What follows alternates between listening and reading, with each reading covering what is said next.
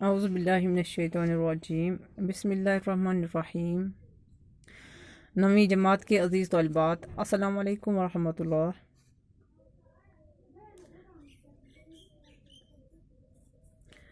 عزیز طالبات، ہمارا آج کا موضوع جو ہے وہ حصہ نثر سے ہیں کرشن چندر کا ایک جو سوانح ناول ہے جس کا عنوان ہے میں ایک شہر تھا، پونچھ، ضلع پونچھ۔ آج ہم اسی ناول کے بارے میں، یعنی کہ کرشن چندر کا جو یہ سوانح ناول ہے جو مٹی کے صنم سے ماخوذ ہے، کرشن چندر کا جو یہ سوانح ناول ہے میں ایک شہر تھا، یہ مٹی کے صنم سے ماخوذ اس کا ایک حصہ ہے۔ آج ہم اس پر گفتگو کریں گے کہ اس ناول میں کرشن چندر نے اپنے ضلع، اپنے وطن، یعنی کہ جہاں پر وہ رہتے ہیں، جہاں پر انہوں نے اپنا بچپن گزارا، یعنی کہ پونچھ کے بارے میں، یہ پونچھ کی خوبصورتی کو بیان کرتے ہیں۔ اس میں یہ کرشن چندر صاحب جو ہے، اس میں یہ اس ناول میں، یعنی کہ اس سوانح ناول میں یہ بار بار اپنی وادی کشمیر اور پونچھ کا مقابلہ بمبئی کی تیز رفتار زندگی کے ساتھ کرتے ہیں۔ یہ جو مٹی کے صنم جو ہے، یہ جو اس کا ایک حصہ ہے، یہ میں ایک شہر تھا، یہ ایک سلسلہ وار قصہ تھا۔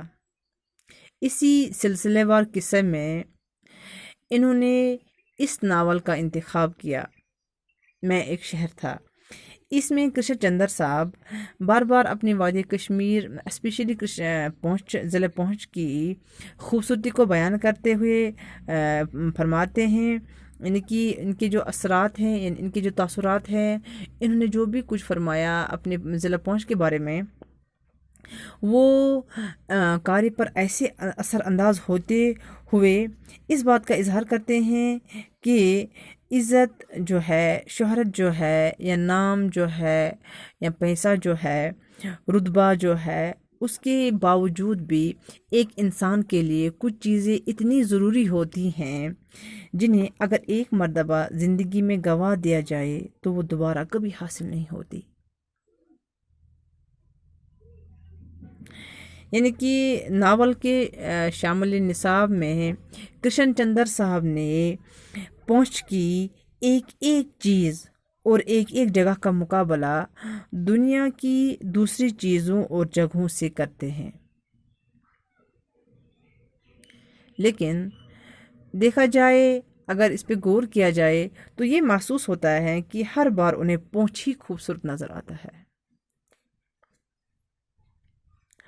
ضلع پونچھ جو ہے وہ 12 ٹیلہ پر، یعنی کہ 12 ٹیلہ پر آباد ہیں۔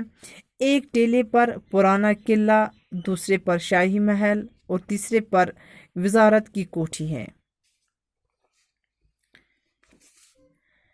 چوتھے ٹیلے پر پریڈ گراؤنڈ اور پانچویں پر ہسپتال، یعنی کہ ہاسپٹل کی عمارتیں اور باغات، یعنی کہ چھٹے ٹیلے پر عدالتیں اور دربار ہال ہے۔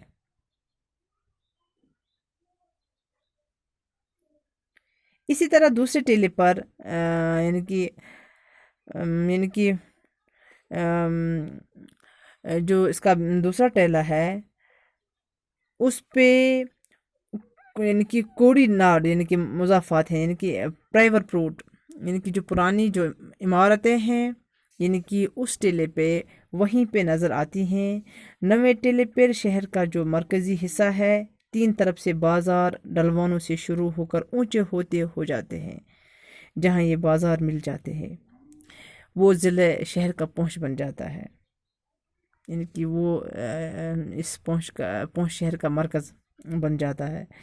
پونچھ جو ہے بہت خوبصورت ہے۔ ناول نگار نے، یعنی کہ کرشن چندر نے اپنا جو بچپن ہے وہ اسی شہر میں گزارا ہے، اور اپنے بچپن کی یادیں جو ہے تازہ کرتے ہوئے اپنے کھیلنے پڑھنے کا حال جو ہے وہ کرشن چندر صاحب اپنے اس ناول میں بیان کرتے ہیں۔ کہتے ہیں کہ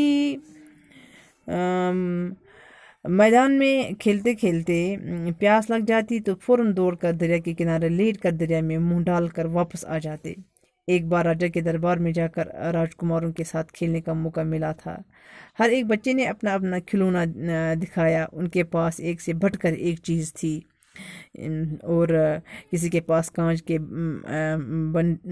बट्टे, किसी के पास गुड़ियाँ थी, किसी के पास घड़ी थी, और कोई डॉक्टर का बेटा था, उसके पास वज़ीर थे।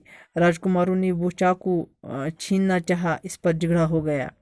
यानी कि कृष्णचंद्र साहब इस नावल में अपने बचपन की वो दिन, उन दिनों को याद करते हैं, अपने बचपन की उन यादों को याद करते हैं।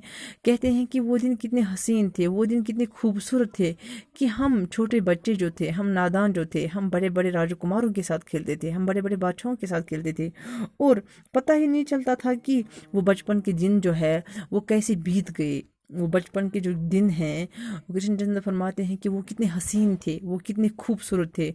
और उन दिनों को अगर जितनी बार भी इंसान अगर याद करे, उतनी बार इंसान उन्हीं दिनों से मसरूर हो जाता है। उन्हीं दिनों की यादों को यानी कि ताज़ा करने के बाद, यानी जब वो यादें इंसान जब उन यादों को इंसान याद करता है तो इंसान बहुत अफसरदा होता है, और फिर से यही तमन्ना करता है कि काश बचपन के वो दिन वापस आ जाए, जहाँ पर जो था न कोई परेशानी थी, न कोई ज़रूरियाती ज़िंदगी थी। हर समा जो लग रहा था, हर वक्त इंसान यही समझता था कि मैं आज़ाद हूँ, मुझे कोई भी किसी भी किस्म की कोई जिम्मेदारी नहीं है। यानी कि जो ज़िला पहुँच है, इसके बारे में कृष्णचंद्र साहब ने अपने तासुरात बयान करते हुए ये भी फरमाया कि ज़िला पहुँच के बराबर वादी कश्मीर में ऐसी कोई भी वादी नहीं है जो जिसको ज़िला पहुँच से तशबीह दी जाए, या हम यूँ कह सकते हैं कि ज़िला